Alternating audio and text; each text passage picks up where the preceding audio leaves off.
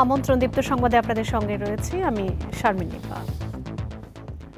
সরকার উৎখাতের নামে বিরোধী দলের আন্দোলনকে শক্তভাবে দমনের হুঁশিয়ারি দিয়েছেন প্রধানমন্ত্রী শেখ হাসিনা।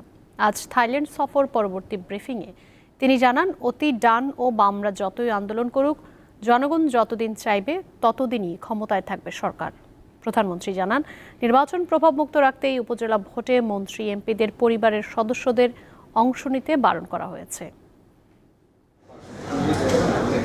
গত ২৪ থেকে ২৯ এপ্রিল থাইল্যান্ড সফর করেন প্রধানমন্ত্রী শেখ হাসিনা। রাষ্ট্রীয় এ সফরে ইউএন এসক্যাপের ৮০তম অধিবেশনে যোগদান করেন তিনি। থাইল্যান্ড সফরের ব্যাপারে দেশবাসীকে অবহিত করতে বৃহস্পতিবার গণভবনে সংবাদ সম্মেলনে আসেন প্রধানমন্ত্রী শেখ হাসিনা।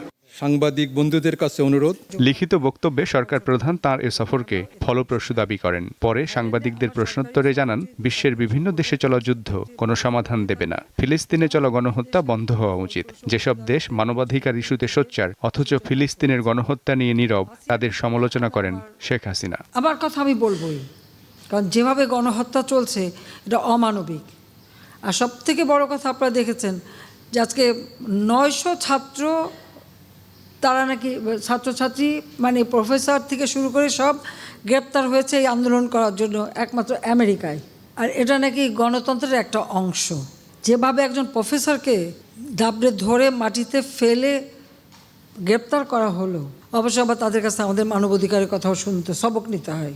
দেশের মধ্যে যারা কথায় কথায় সরকার পতনের হুমকি দেন, তাদের গ্রহণযোগ্যতা নিয়েও প্রশ্ন তোলেন প্রধানমন্ত্রী। ঠিক আছে, তারা আমাকে উৎখাত করবে, পরবর্তীতে কে আসবে তাহলে? সেটাকে ঠিক করতে পেরেছে? সেটা কিন্তু স্পষ্ট না। আর সেটা স্পষ্ট না বলেই তারা কিন্তু কেউই জনগণের কোনো সাড়া পাচ্ছে না। যারা আন্দোলন করে করুক, সেটা তো আমরা তো বাধা দিচ্ছি না। অবশ্য আমার মনে হয় আমাদের একটু নতুন পথ নিয়ে নেওয়ার একটা সম্ভাবনা দেখা দিয়েছে, কারণ আমরা তো ধৈর্য ধরতে বলেছিলাম। সেই ২৮ অক্টোবরের কথা মনে আছে, ২০২৩ সালের। আমি তো বলছিলাম পুলিশকে ধৈর্য ধরতে যে তাদেরকে পিটিয়ে হত্যা করেছে, মারছে, এবং সেই সাথে তাদের হাসপাতালে আক্রমণ, গাড়ি পোড়ানো। কাজে আমার মনে হয় এখন আমাদের পুলিশ কিন্তু মানে আমেরিকান স্টাইলে আন্দোলন দমানোর ব্যবস্থাটা নিতে পারে। এবং আমি এটাও বিশ্বাস করেছি যে জনগণ যতক্ষণ চাইবে ততক্ষণই থাকবো ক্ষমতায়, কারণ আমরা জনগণের ভোটেই নির্বাচিত হয়ে এসেছি। উপজেলা নির্বাচন নিয়ে দলের অবস্থান পরিষ্কার করেন আওয়ামী লীগ সভাপতি। পারিবারিক ফর্মুলা কি? নিজে, ছেলে মেয়ে, স্ত্রী, এই তো। তা আপনার এটা হিসাব করেন তো কয়জন ছেলে মেয়ে আর কয়টা স্ত্রী দাঁড়িয়েছে? এর বাইরে তো আর পরিবার ধরা হয় না। তো আমাদের কথা হচ্ছে ইলেকশনটা প্রভাবমুক্ত যেন হয়, প্রভাবমুক্ত যেন হয়, মানুষ যেন স্বাধীনভাবে ভোটটা দিতে পারে।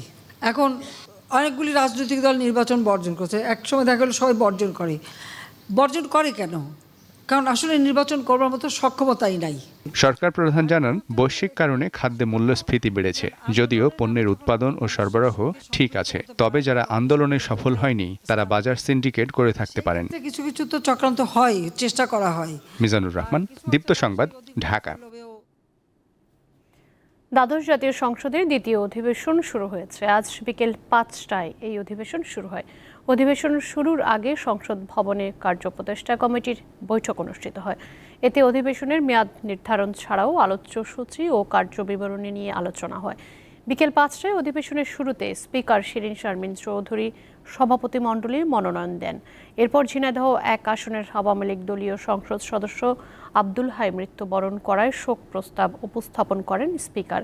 পরে সংসদের রেওয়াজ অনুযায়ী এই শোক প্রস্তাবের ওপর আলোচনায় অংশ নেন সংসদ সদস্যরা। প্রধানমন্ত্রী শেখ হাসিনা তার বক্তব্যে প্রয়াত সংসদ সদস্য আব্দুল হাইয়ের ৭৫ পরবর্তী গণতন্ত্রের পক্ষে সাহসী ভূমিকার প্রশংসা করেন। শোক প্রস্তাব গৃহীত হওয়ার পর অধিবেশন মুলতবি করা হয়।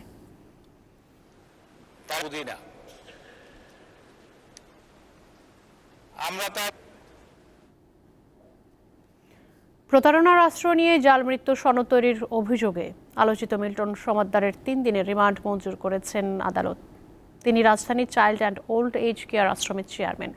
আজ ঢাকার অতিরিক্ত চিফ মেট্রোপলিটন ম্যাজিস্ট্রেট তোফাজ্জল হোসেনের আদালত মিরপুর মডেল থানার মামলায় এই রিমান্ড মঞ্জুর করেন। এর আগে মিল্টন সমাদ্দারকে আদালতে হাজির করে মামলার সুষ্ঠু তদন্তের স্বার্থে ৭ দিনের রিমান্ডে নেওয়ার আবেদন করে ডিবি। মিল্টন সমাদ্দারের বিরুদ্ধে এখন পর্যন্ত ৩টি মামলা দায়ের করা হয়েছে। জাল মৃত্যু সনদ তৈরির অভিযোগে তার বিরুদ্ধে প্রথম মামলাটি হয়েছে। এরপর তার আশ্রমে মারধর করার অভিযোগে আরেকটি মামলা দায়ের হয় এবং সবশেষ মানব পাচার আইনে আরও একটি মামলা দায়ের করা হয়েছে। বুধবার রাতে রাজধানীর মিরপুর এলাকায় অভিযান চালিয়ে মিল্টন সমাদ্দারকে গ্রেফতার করে ঢাকা মহানগর গোয়েন্দা পুলিশ।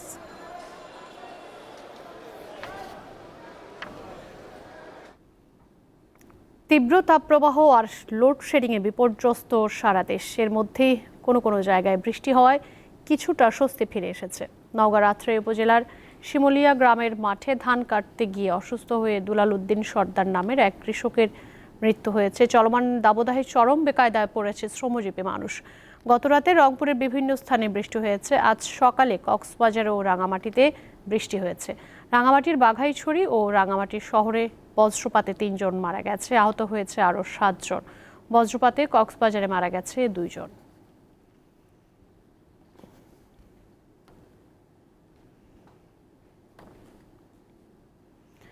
এদিকে আবহাওয়া অধিদপ্তর জানিয়েছে, চট্টগ্রাম ও বরিশাল অঞ্চলের পাশাপাশি ঢাকা ও ময়মনসিংহ বিভাগে আজ সন্ধ্যা নাগাদ দমকা হাওয়ার সাথে বৃষ্টি হতে পারে। আগামী 4 থেকে 5 মে নাগাদ দেশের পশ্চিমাঞ্চলেও বৃষ্টিপাত হতে পারে। চট্টগ্রাম এবং সিলেট বিভাগের কিছু কিছু জায়গায়, সেই সাথে ময়মনসিংহ, ঢাকা এবং বরিশাল বিভাগের 2-1 জায়গায় অস্থায়ীভাবে দমকা অথবা ঝড়ো হাওয়া সহ বৃষ্টি অথবা বজ্রসহ বৃষ্টি হতে পারে। কোথাও কোথাও শিলাবৃষ্টিও হতে পারে।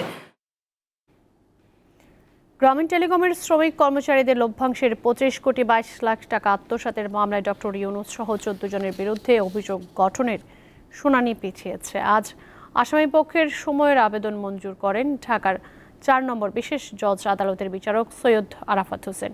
এই সময় মামলাটির অভিযোগ গঠনের শুনানির জন্য 2 জন নতুন দিন ধার্য করে আদালত। এর আগে অর্থ আত্মসাতের এই মামলায় অভিযোগ গঠনের শুনানি পেছানোর জন্য সময়ের আবেদন করেছিলেন ডক্টর ইউনূসের আইনজীবী। ডক্টর ইউনূস সহ অন্য আসামিরা জামিনে রয়েছেন।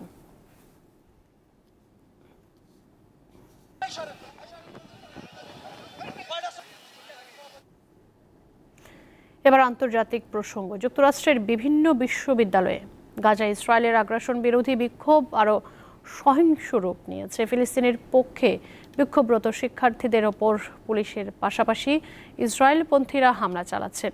এমন এক হামলার পর স্থানীয় সময় মঙ্গলবার রাতে রণক্ষেত্র হয়ে ওঠে ইউনিভার্সিটি অফ ক্যালিফোর্নিয়া ও লস অ্যাঞ্জেলস UCL এর ক্যাম্পাস। ফিলিস্তিনিপন্থী শিক্ষার্থীদের ওপর হামলা চালায় ইসরায়েল সমর্থকেরা। তারা ফিলিস্তিনিপন্থী বিক্ষোভকারীদের দিকে আতশবাজি, পানির বোতল ও কাঁদানে গ্যাসের শেল ছোড়ে। লাঠিসোঁটা নিয়ে তাদের তাঁবু ও প্লেকার্ড ভাঙচুর করে। এক পর্যায়ে হাতাহাতিতে জড়িয়ে পড়েন 2 পক্ষের শিক্ষার্থীরা। সংঘাত দমাতে হিমশিম খেতে হয় পুলিশকে। দর্শক, এই ছিল এখনকার মতো। আমাদের পরবর্তী সংবাদ রাত 11টায় দেখার আমন্ত্রণ রইল। আরও তথ্য বিনোদনের খবর পেতে যুক্ত থাকুন দীপ্ত টিভি ডিজিটাল প্ল্যাটফর্মগুলোতে। ধন্যবাদ সকলকে এতক্ষণ সঙ্গে থাকবার জন্য।